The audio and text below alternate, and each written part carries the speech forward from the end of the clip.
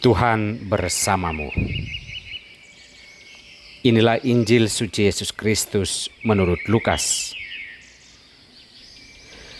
Bab 12 ayat 39 sampai dengan 48. Yesus berkata kepada murid-muridnya, "Tetapi ketahuilah ini, jika tuan rumah tahu pukul berapa pencuri akan datang, ia tidak akan membiarkan rumahnya dibongkar. Hendaklah kamu juga siap sedia, karena Anak Manusia datang pada waktu yang tidak kamu sangkakan." Kata Petrus, "Tuhan, kamikah yang engkau maksudkan dengan perumpamaan itu, atau juga semua orang?" Jawab Tuhan, "Jadi siapakah pengurus rumah yang setia dan bijaksana yang akan diangkat oleh tuannya menjadi kepala atas semua hambanya untuk memberikan makanan kepada mereka pada waktunya? Berbahagialah hamba yang didapati tuannya melakukan tugasnya itu ketika tuannya itu datang. Aku berkata kepadamu, sesungguhnya tuannya itu akan mengangkat dia menjadi pengawas segala miliknya.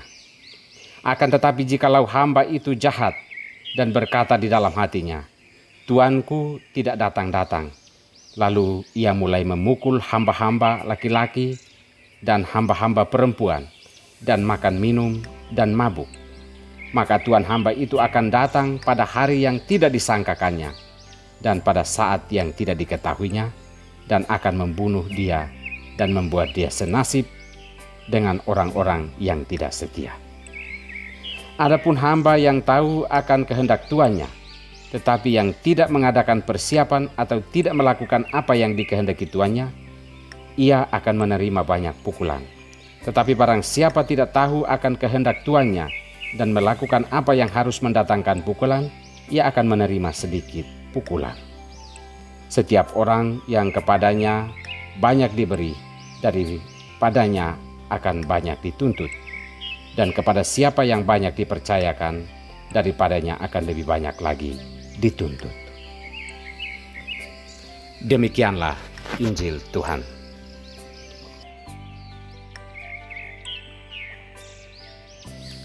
Diberi banyak, dituntut banyak pula. Inilah sampan. Bersama saya, Pater Domi Kevi SVD. Saudara-saudariku terkasih, kekristenan kita bukan iman murahan. Dibaptis saja menjadi seorang Kristiani, hal itu sudah mengandung tanggung jawab yang besar agar buah-buah iman Kristiani itu kelihatan dalam hidup sehari-hari. Perjalanan waktu hampir mengubah segalanya tentang konsep kemuridan menjadi pengikut Kristus. Kita kadang berpikir bahwa menjadi pengikut Kristus itu hanya sebatas label, KTP, tetapi nilai-nilai kekristianian kita selesai di pintu gereja. Kita kembali ke rumah dengan membawa diri kita tanpa Tuhan, tanpa iman yang menjiwai seluruh dinamika kehidupan kita. Saudara-saudariku terkasih, sebagai pengikut Kristus, kita mendapatkan banyak kasih karunia atau berkat atau kepercayaan. Menjadi anak-anak Allah, menjadi orang-orang yang tertebus, menjadi orang-orang yang sudah diselamatkan. Itulah berkat-berkat yang kita dapatkan. Berkat-berkat ini kemudian membuat kita berpikir bahwa keselamatan itu otomatis. Kita harus sadar bahwa semua karunia yang melekat dalam diri kita sebagai pengikut Kristus adalah kepercayaan, dan darinya kita akan dituntut banyak hal.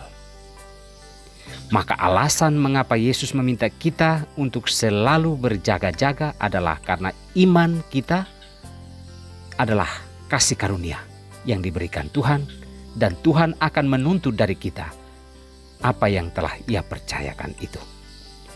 Persoalan kita adalah iman dijadikan label, kebanggaan, dan identitas, tetapi kita lupa menghidupinya.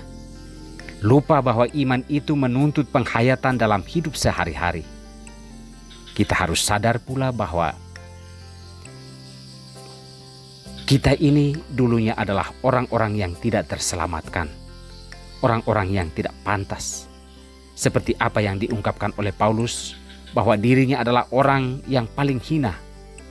Namun kasih karunia Allah telah mengubah jalan hidupnya untuk membawa keselamatan Allah yang tak terbatas bagi orang-orang bukan Yahudi. Saudara-saudariku terkasih, iman yang kita anuti saat ini juga berarti cara Tuhan membawa kita dari kehinaan menuju kepantasan dan keselamatan. Maka kita diminta untuk menyadari tanggung jawab ini, bahwa melalui penghayatan iman kita yang benar akan Kristus, kita harus membawa semakin banyak orang menuju jalan yang benar dan menyelamatkan melalui cara hidup dan kesaksian hidup kita setiap hari. Karena menurut Yesus, barang siapa diberi banyak, banyak pula dituntut daripadanya. Semoga kita semakin menyadari iman kita sebagai kasih karunia Allah untuk membawa keselamatan bagi kita sendiri, bagi sesama manusia, dan bagi alam ciptaan. Dan inilah yang dituntut, bahwa iman menuntut penghayatan yang benar, bukan KTP dan bukan label hidup di dunia ini. Tuhan memberkati kita semua.